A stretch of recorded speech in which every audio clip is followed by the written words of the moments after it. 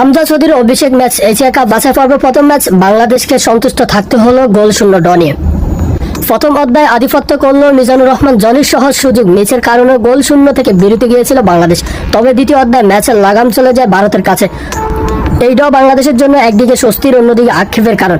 ভারতের মাঠে পয়েন্ট পাওয়া ইতিবাচক, কিন্তু এত সুযোগ পেয়েও গোল করতে না পারা হতাশার কারণ হয়ে দাঁড়িয়েছে বাংলাদেশের।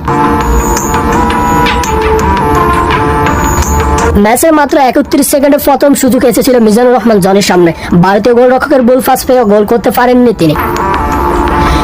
কিছুক্ষণ পর আবারও সুযোগ পান জনি, তবে এবার ডিবক্সের ভিতরে ঢুকে বল জালে ফাটাতে ব্যর্থ হন।